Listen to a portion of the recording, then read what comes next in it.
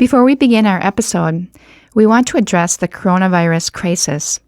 It is in the forefront of each day now, and we walk through uncertain territory. It's easy to live in fear. It's understandable that we have these feelings. During the coming weeks, we'd like to provide some additional contemplative resources for you to use if they can be of help. We'll be producing and publishing some recorded meditations available to you any time of the day or night. Please visit the Glory Day website and click on the coronavirus update page. Blessings to you.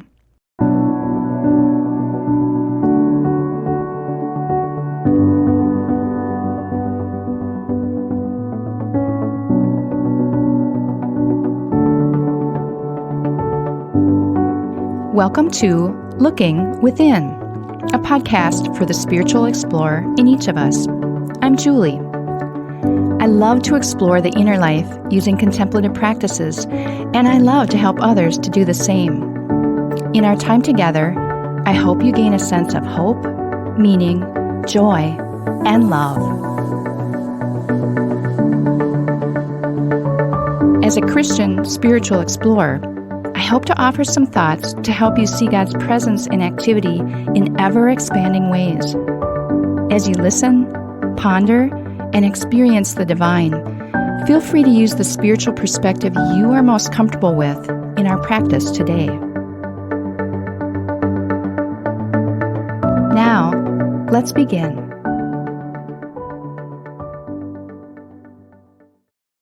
Welcome to Looking Within and to the 6th week of our Lent experience.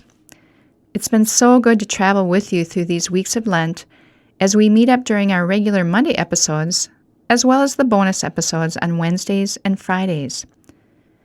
Over the past few weeks, we've pondered the 3 words, chosen, blessed, and broken, words that Henry Nouwen explores in his book, Life of the Beloved. Today we ponder the 4th and final of these words that describe what it means to become the beloved daughter or son of God. This final word is the word given. It is more blessed to give than to receive. We've all heard this saying, a quote from the words of the Apostle Paul, found in Acts 20:35 in the Bible. And when we live this out in real life, we experientially understand the joy that can be ours when we're able to do something for another person. It's a powerful act to give something to another, isn't it? We find amazing fulfillment in giving to others. And this action of giving is even more powerful as we give ourselves to others. Being given is the culmination of the 4 words we've examined during our Lent experience. We are chosen, blessed, and broken so we can be given. In addition, for Nouwen, if one looks first at this 4th and final word, it is also only as we're given that we can fully understand our being chosen, blessed, and broken. As we're given, we realize that our lives find final significance in being lived for others. This section of Nouwen's book celebrates this amazing mystery, this desire to find fulfillment in giving ourselves to others, this offering of ourselves which outweighs any desire to be appreciated, rewarded, or acknowledged. Unfortunately, our highly competitive and consumerist culture can be a potential distraction from this core joy of giving. The act of having seems to be the source through which our culture would encourage us to find happiness. But is anyone really happy because of what he or she possesses? No, when this cultural bent is put to the test, we discover over and over again that true joy, happiness, and inner peace come from the giving of ourselves to others. During this season of Lent, as we ponder the extreme love that Jesus displayed in giving his life out of love for all, we're often moved to think of the ways in which we can give of ourselves to help, serve, and love others. As Christians, we in effect are Jesus' hands, feet, and voice to watch over, lift up, and encourage others. We are meant to be agents of encouragement, support, healing, and love. And I hope you'll never underestimate the power of the smallest acts of kindness and care that you offer to another at home, at work, or in the community. In our current world, I can't help but think how increasingly important every kind word and action is. As we give of ourselves to others, our lives do make a difference, even though we may not fully or immediately see the effects of our words and actions. A smile, a door held open, a quick email or text of encouragement, they all add up. Let's think about this during our quiet moments together. In this quiet space and time, I'd invite you to gently close your eyes. I'll sound the Tibetan singing bowl, which will call you to look within. As you're listening to the bowl's reverberations, take 3 deep breaths. Then let your breathing return to normal whenever you'd like.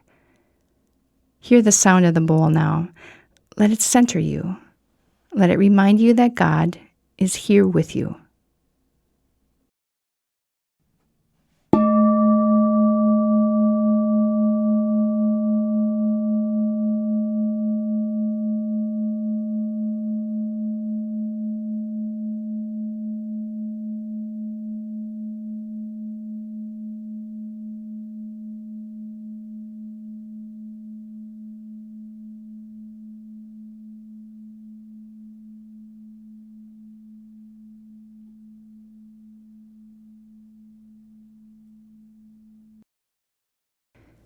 You are made to be love for the world, to be given to those around you.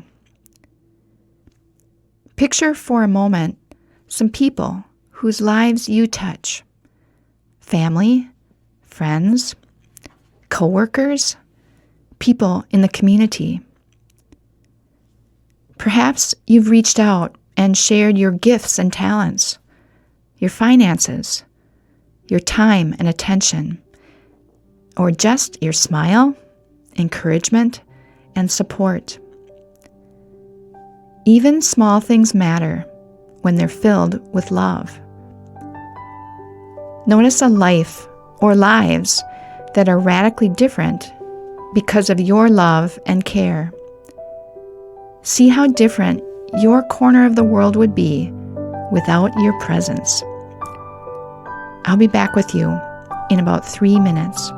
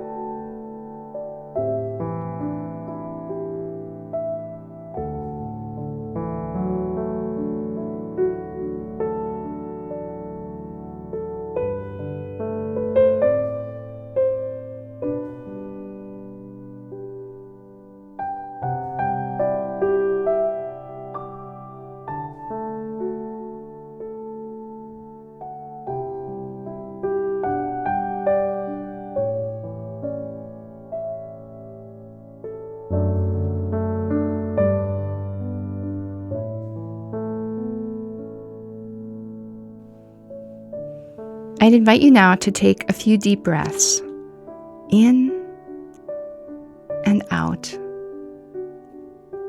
in and out. Let these breaths fill you with strength and energy.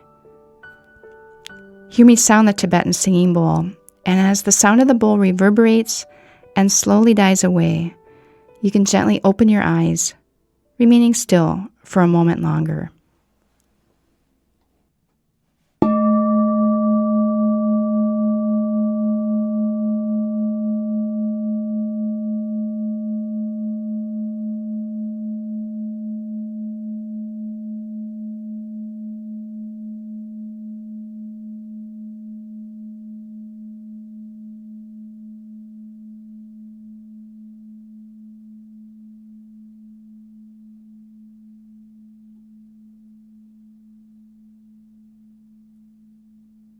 In a society that speaks more about having than giving, we find our deepest fulfillment by being given as a gift for others.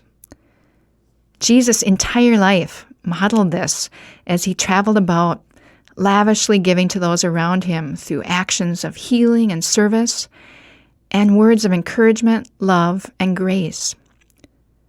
Now, more than ever, we are called to give our very lives to one another, to become a true community of love. Our lives find final significance in being lived for others. May this season of Lent find you following in the footsteps of Jesus, discovering the true joy, happiness, and inner peace that come from the giving of yourself to others.